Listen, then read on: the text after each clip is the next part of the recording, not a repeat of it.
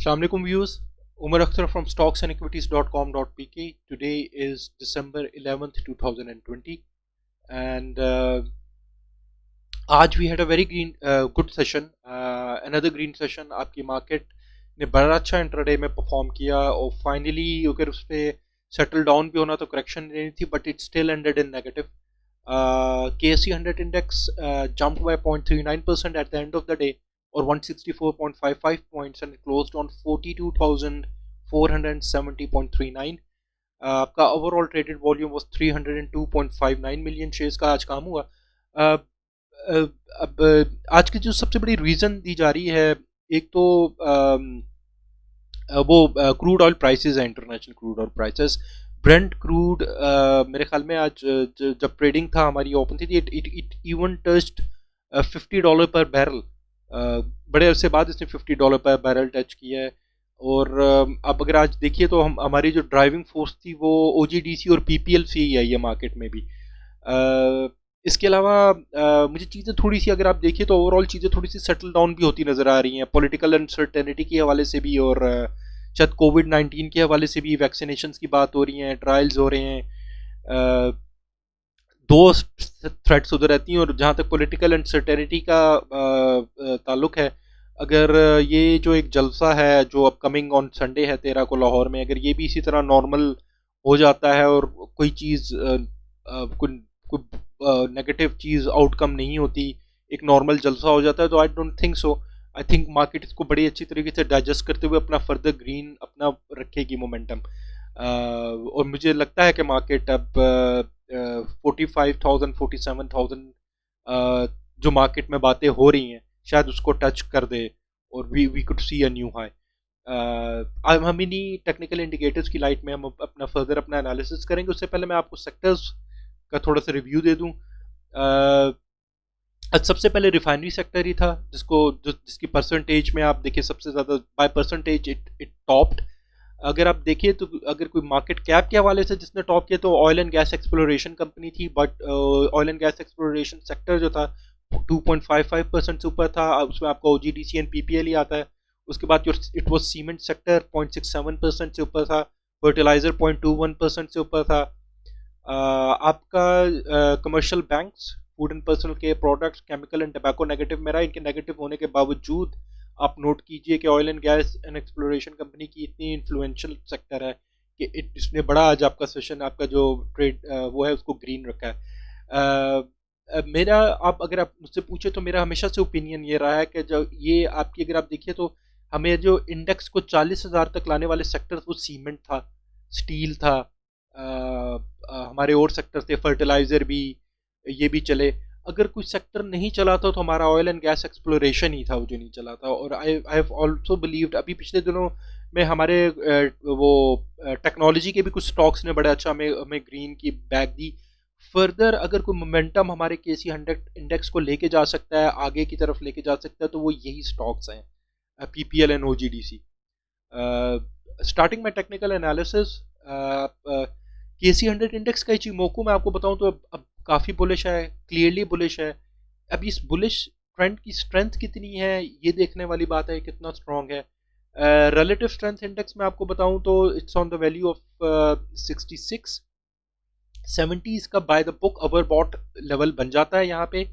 मगर I don't think so कि अगर ये बुलिश अपना मोमेंटम लेके जा रहा है, अपवर्ड ट्रेंड ऊपर लेके जा रहा है, तो यहाँ पे ये अपने आप को सेटल कर रहा होगा. इसका जो रीसेंट हाई है जो इसने सितंबर 2020 में दिखाया RSI का, वो 81 था. उससे पहले का जो हाई है that was in August, that was 87. तो आई थिंक कि RSI, अगर ये बुलिश ट्रेंड इसको कैरी करता है तो RSI की कम से कम सेटलमेंट बनती है, या इसका रिवर्सल बनता है 81 की वैल्यू पे तो बनता है. और 66 की वैल्यू से 81 की वैल्यू तक आने तक आई थिंक ये आपको हमें 45,000 का इंडेक्स दिखा सकता है. इतना क्वेश्चन ये बनता है कि आपका इंडेक्स हमारा 45,000 पे हमें ले जाए, हमारे इंडेक्स को ये एक न्यू हाई, हमें अच्छा एक हाई दिखा दे. यहाँ पे मैं आपके इस वीकेंड तो एवरेज डायरेक्शनल इंडेक्स को मैं ज़रूर आपके साथ ADX को डिस्कस करूँगा. इसको डिस्कस करने का मकसद ये है कि ये मैंने आपसे शायद पिछली वीडियोस में डिस्कस किया हो, ये अपनी लोएस्ट वैल्यू पे था. एडीएक्स के लोएस्ट वैल्यू पे होने का मतलब ये है कि अब इसने अपनी रिवर्सल अपने हाई वैल्यू पे जाना है, और इसका मतलब था कि यहाँ पे कोई मार्केट अपना डायरेक्शन नहीं बता रही थी जैसे कि मैंने आपको बताया, और अगर ये अपनी हाई वैल्यू पे जाता तो मार्केट ने अपनी एक क्लियर डायरेक्शन इंडिकेट करनी थी। आई वॉज एक्सपेक्टिंग कि मार्केट शायद बेरिश हो जाएगी, ये ऊपर जाएगा और वो बेरिश की स्ट्रेंथ बता रहा होगा। It happened otherwise. बहुत अच्छी बात है, मार्केट आपकी बुलिश हो रही है और ये अपनी वैल्यू गेन कर रहा है। अब यकीन जानिए अगर ये राइट नाउ एडीएक्स की वैल्यू इज 19, ये 2025 को क्रॉस कर लेता है तो हमारे पास एक स्ट्रॉन्ग इंडिकेट होना शुरू हो जाएगा कि हमारा बुलिश जो ट्रेंड है जो वो है वो स्ट्रॉन्ग है, और ये फर्दर कैरी कर रहा है, और higher the value of ADX उतना ही स्ट्रॉन्ग आपका ट्रेंड होगा, वो बुलिश ट्रेंड हमारा उतना ही स्ट्रॉन्ग होगा। गोइंग फर्दर, जो बोलिंजर बैंड्स को देख लेते हैं। बोलिंजर बैंड्स को अगर आप देखिए तो यही है कि अपने अपर बैंड के पास है, मगर इसके बैंड्स ने अपने आप को फर्दर वाइडन भी किया है, तो इट्स नॉट कि टोटली अपने उसको वो टच कर रहा हो अपने ओवरबॉट को और करेक्शन बन रही हो। दो ही अपने अपर बैंड के पास है, इसको नीचे से थोड़ी सी सेटलमेंट या यहीं पर रेंज बाउंड एक्टिविटी की जरूरत है। This is exactly what it doing. वो अपनी एक रेंज बाउंड एक्टिविटी कैरी कर रहा है, जो इंडेक्स है।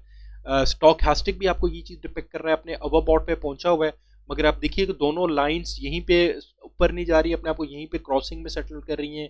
वही कि आपका जो इंडेक्स है आपको क्लियरली ग्रीन, वो बड़ा आपको ग्रीन सेशन नहीं दे रहा, रेंज बाउंड एक्टिविटी कर रहा है। और अगर ये कुछ इसी किस्म की रेंज बाउंड एक्टिविटी अपनी कंसिस्टेंट रखे तो ये वैल्यूज थोड़ी सी सेटल डाउन होंगी नीचे, और फिर आपका इंडेक्स और अच्छी तरह ऊपर जा सकता है। एमएसीडी आपको क्लियरली अपवर्ड ट्रेंड इंडिकेट कर रहा है, ब्लू लाइन इज अबव, वो काफ़ी गैप है आपस में इनका।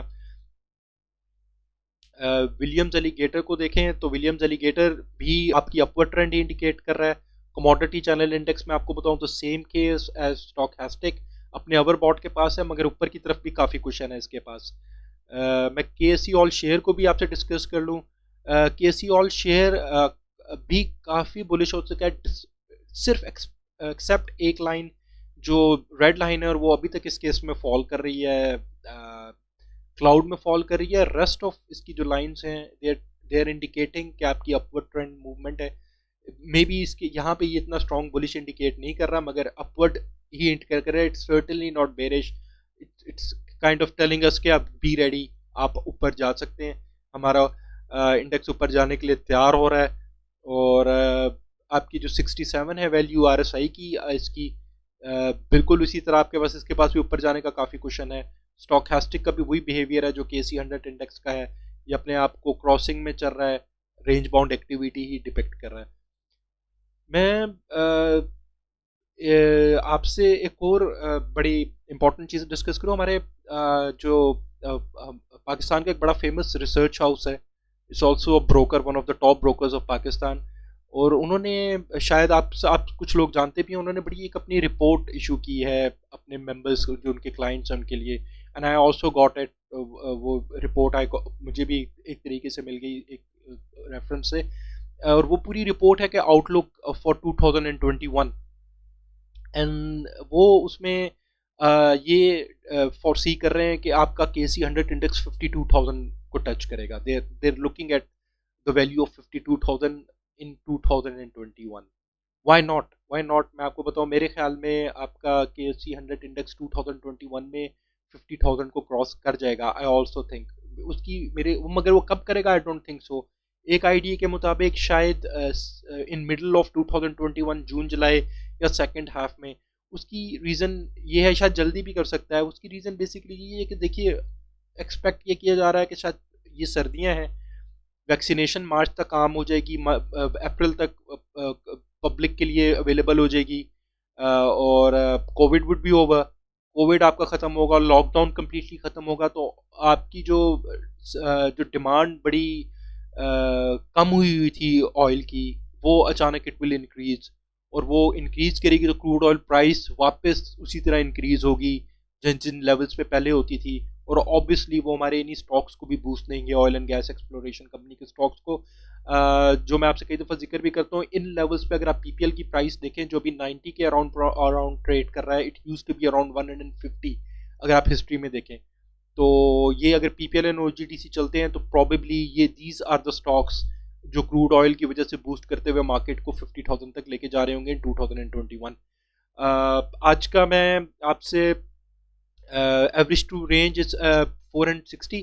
अच्छा, ये जो मैंने आपसे सारी बात की, इंशाल्लाह I will be making a very detail video on it too कि उस रिपोर्ट में क्या बात हो रही है और 2021 की आउटलुक क्या हो सकती है। इंशाल्लाह we will be publishing that video in December to give you an outlook for the next year.